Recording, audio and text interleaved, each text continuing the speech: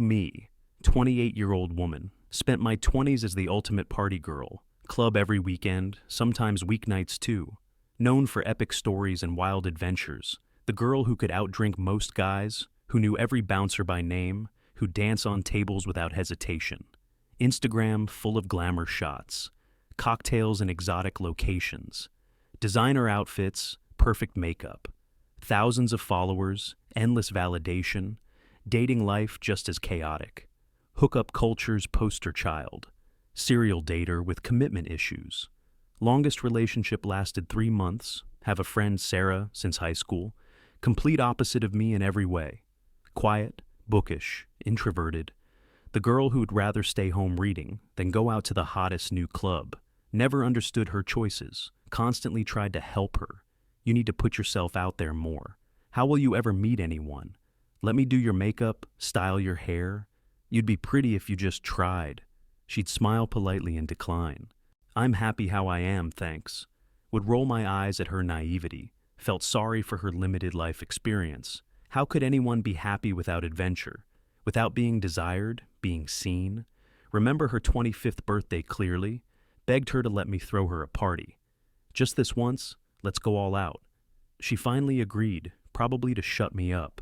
Booked VIP section at exclusive nightclub, invited everyone we knew, spent a fortune on bottle service, made sure she wore something revealing. Tonight you're gonna meet someone amazing.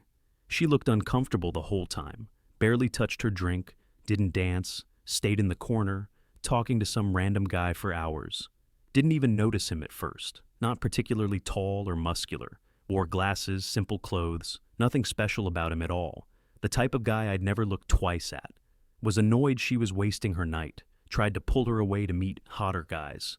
Come on, there are literally models here. She politely declined. I'm enjoying this conversation. Eventually gave up, left her alone, continued my usual routine, shots, dancing, flirting with the DJ. Went home with some guy I barely remember. Woke up hungover in strange apartment, sneaked out before he woke up. Classic walk of shame, not my first. Called Sarah later that day.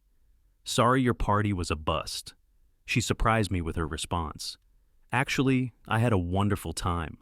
That guy I was talking to, his name's Adam. We're having coffee this afternoon. Couldn't believe she was excited about him. Seriously, that nerdy guy in the corner? What do you even see in him? She just smiled. We connected. He listens. He's kind. Dismissed it as a one-time thing. Surely wouldn't last beyond first date. He was way too boring for anyone. But first date turned into second, then third, fourth, fifth. Suddenly they were officially together. Couldn't understand the appeal. He's so basic, Sarah. You could do better. Does he even know how to have fun? She'd just shake her head. He's thoughtful, supportive, smart. We enjoy the same things. I feel completely myself with him. Would watch them together sometimes, at dinner or group gatherings. The way they looked at each other, like they shared some private joke. How he'd bring her favorite snacks. Remember small details about her day? Ask about the book she was reading. Genuinely interested in her answers. Meanwhile, my dating life continued as usual. Endless carousel of attractive, exciting men, who eventually ghosted or disappointed, or wanted nothing beyond physical connection. 6 months into their relationship, Sarah moved in with Adam. Into his modest but charming apartment, helped her move boxes on a Saturday, watched how seamlessly they worked together, how he'd set up a reading nook just for her, with perfect lighting and comfortable chair, had reorganized his bookshelves to make room for her extensive collection, kept thinking, this won't last. Real passion needs drama, excitement. They'll get bored of this domestic bliss. But they never did. If anything, they seemed happier over time, building a life that suited them both. Board game nights with close friends, weekend hikes, cooking classes together, quiet evenings reading side by side. Nothing flashy or Instagram-worthy, but genuine contentment and simplicity. On their 1-year anniversary, he proposed during picnic at the park. No flash mobs, no elaborate schemes, just heartfelt words and perfect ring. One he'd designed himself, with tiny details reflecting their story. She called me crying with happiness, while I was nursing hangover from club night, scrolling through empty conversations, with matches who never responded. attending their engagement party, held at cozy bookstore cafe they loved, surrounded by people who truly cared, watched Adam's gentle attentiveness, how his eyes followed her across the room, the way he'd touch her shoulder as he passed, small gestures of constant connection. Realized I'd never experienced that. With any of the men I'd dated, began to notice patterns in my life.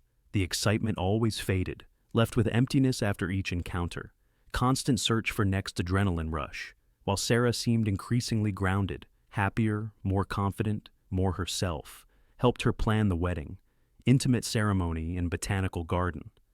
Nothing extravagant, but perfectly them. Teared up watching their personalized vows, the absolute certainty in their voices. No doubt they'd found their person. Caught the bouquet accidentally. Everyone laughed and cheered. "You're next," they joked.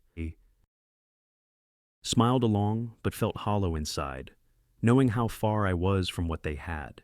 Continued my lifestyle for another year, but something had shifted. Clubs seemed louder, less exciting, hookups more empty, conversations shallow. Found myself declining invitations, spending more nights at home alone, wondering where my choices had led me. Visited Sarah and Adam's new house, modest but warm, filled with books, plants thriving in every corner, wedding photos displayed proudly, evidence of shared adventures, souvenirs from their honeymoon. Watched them cook dinner together, moving around kitchen in perfect sync, finishing each other's sentences, gentle touches as they passed. Noticed Sarah's slight bump, their first baby on the way. Announcement made without social media fanfare, just quiet joy between them. Feeling growing in my chest, not quite jealousy, not quite longing. Recognition of something valuable, something I'd dismissed as boring, something I'd been too blind to see. Realized what she'd found wasn't settling, wasn't sacrificing excitement for security, was deeper connection than I'd ever known, passion built on friendship, understanding, not just physical attraction or status, real partnership that strengthened over time. On my birthday, went to dinner with them.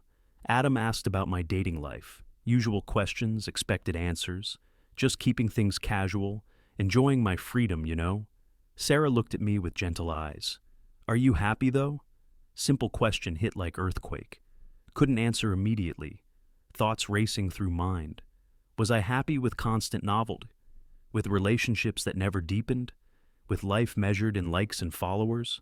Driving home alone that night, past clubs where I used to be regular, didn't feel pulled to stop anymore. Realized I wanted something different. Something I'd mocked for years. Something quiet, steady, real. Deleted dating apps from phone. Scaled back social media presence. Started exploring interests beyond partying. Cooking classes, book club, hiking, activities I'd enjoy regardless of audience. Met different kinds of people, with substance beyond appearances. Haven't found my Adam yet. Not sure I deserve someone like him, but learning to value different qualities. Kindness over swagger, intelligence over bravado, consistency over intensity. Watch Sarah and Adam with their newborn. Complete family they've created. Built on foundation of mutual respect. Realized the quiet girl knew all along. What would bring lasting happiness? While I chase temporary thrills, sometimes the least flashy love burns the brightest, lasts the longest, and the party girl ends up alone, watching from the sidelines, as the bookworm gets her happy ending.